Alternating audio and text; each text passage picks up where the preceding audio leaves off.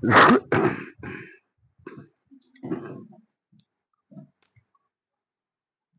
हम बताते हैं कि मोटर की पिच कैसे निकलती है और पिच कहते किसे हैं। हाँ, कॉइल की दूरी को पिच कहते हैं। लिखा है मोटर कितने स्लैट की कितने पोल में बाइंड करनी है, तब हमें कितनी पिच रखनी चाहिए। मोटर की स्लैट को पोलों से भाग करने से पिच निकल आती है। मतलब जितनी स्लैट की मोटर हो, जितने पोल में बाइंड करनी है हमें, तो पोलों से स्लैट को भाग करने से पिच निकल आती है।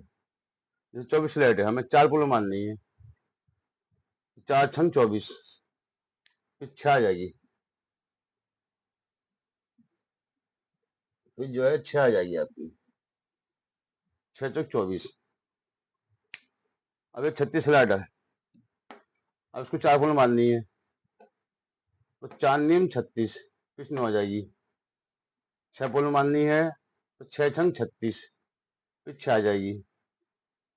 अब 48 मोटर है, 2 पोल माननी है, तो 24 स्लैट 24 पिच आ जाएगी। 4 पोल माननी है, तो 12×4 = 48 पिच 12 आ जाएगी। 8 पोल माननी है, तो 8×48 पिच 6 आ जाएगी।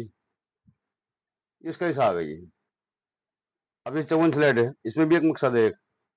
54 स्लैट है, अब हमने 6 लिखी, खाली 9 लिखा, इसमें पिच ठीक आ रही है। 4 पोल में 54 स्लैट मोटर है, क्योंकि ये इसका पोल जो है एक जोड़े से अलग है, कुछ यहाँ भी डिफरेंस होता है इसकी, ये खास इसलिए पिच का ये जो है हिसाब लगाना जरूरी होता है। 6 पोल में तो आ रही है, 6×54 पिच 9 आ रही है, और 9 पोल में तो ये मोटर बन रही, मोटर 9 पोल के लिए बनाई गई मोटर ये। तो अब ये हमें 4 पोल मारनी है, तो 13.5 पिच आ रही है, तो 13.5 तो हो नहीं सकती। 8 पोल मान रहे हैं, तो 6.75 आ रही है, तो ये नहीं बनेगी। लेकिन ऐसा भी नहीं है कि नहीं बनेगी, क्योंकि हम ज्यादा पोल की मोटर को कम पोल में बाइंड कर रहे हैं, लेकिन इसका फंक्शन टेढ़ा हो जाएगा, हर एक से नहीं बनेगी, समझदारी से बनेगी, बन जाएगी। नामुमकिन कोई काम नहीं। जब हमें मालूम है कि ये मोटर ज्यादा पोल की है और हमें कम पोल में बांधनी है, तो मोटर तो बन जाएगी, लेकिन डिफरेंस बनेगी। ये जो है सीधी सीधी जो पिच आती है, फटाक से जो पिच आ रही है निकल के सीधी सीधी, जैसे 12 24 आ रही है, 12 आ रही है, 8 आ रही है, 6 आ रही है, ये सीधी सीधी पिच चाहिए। तो इसे किसी भी रूप में आप बांध दो, चैन बाइंडिंग बांध दो, शर्ट बाइंडिंग बांध दो, कुछ भी बांध दो, कैसे ही बांध दो, सब तरह से बन जाएगी। लेकिन जहां जैसे यहाँ डिफरेंस आ रही आएगी, तो ये बन जाएगी, लेकिन ये बहुत समझदारी से कि कौन से पहले कौन सा सेट डालना है, उसके बाद कौन सा सेट डालना है, ये इस टाइप से बनेगी। नामुमकिन कोई काम नहीं है, क्योंकि हमें मालूम है कि ज्यादा पुल की मोटर है, हमें कम पुल में बांधनी है, मोटर बन जाएगी। लेकिन ये पिच गलत आ रही है, तो पिच के हिसाब गलत आ रही है, तो उसको हमें ठीक कैसे करेगा, ये एक समझदारी की मकसद है। लेकिन ये जहाँ पिच गलत बिगड़ रही है, कटी फटी आ रही है, तो उसको वो आसानी से नहीं बनेगी। कुल मिला के बात ये है सारी, ये पिच का मकसद होता है। क्वाल से पिच में कितनी स्लाइड छोड़नी है, कितनी दूरी पे वहां क्वाल लगनी है, उसको पिच बोलते हैं। पिच घटाने से जो होता है, आरपीएम खुल के नहीं आते हैं, और आरपीएम खुल के नहीं आते हैं, जितने आरपीएम हमारे कमाते हैं उसी उतने ही एम्पेयर हमारे बढ़ के भी आते हैं,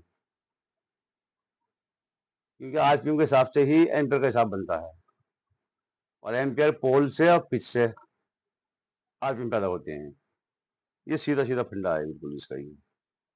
मोटर के जो आरपीएम पैदा होते हैं, वो पोल से और पिच से पैदा होते हैं।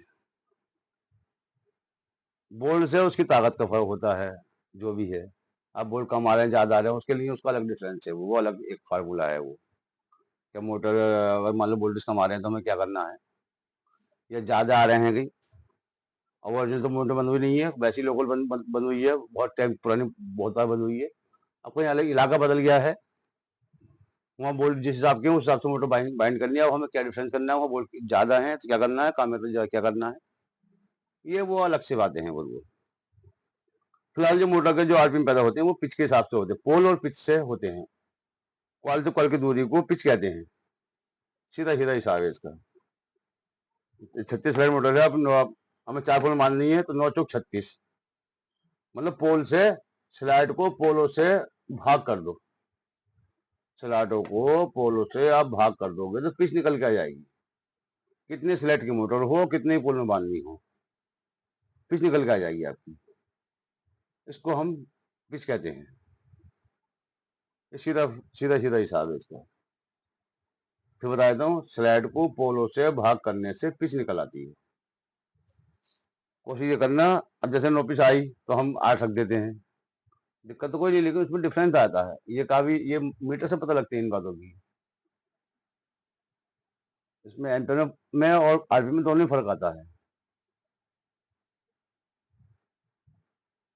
चलो, आपको अब पिच की जानकारी हो गई। अब आपको अगली वीडियो में बताऊंगा।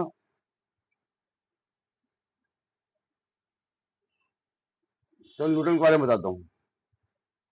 न्यूटन कैसे पैदा होता है, अगली वीडियो में बताऊंगा।